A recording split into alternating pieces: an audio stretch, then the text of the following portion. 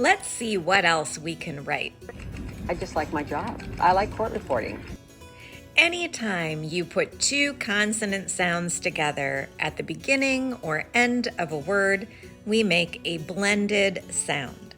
And you can write tons of these. For example, you can write the final NT that you hear in stun.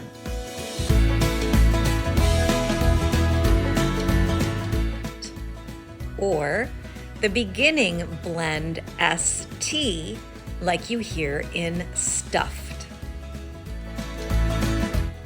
These exercises aren't really learning anything new because you can already write all of these sounds.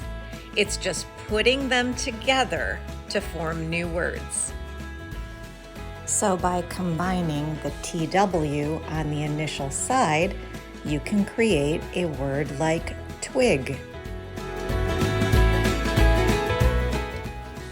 And by blending the RM on the final side, you can create the word farm.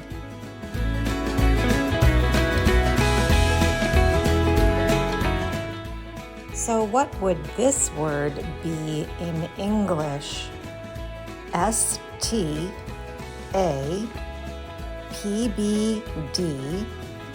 second stroke, final G. And what word is created with this blend? TKR-AOU.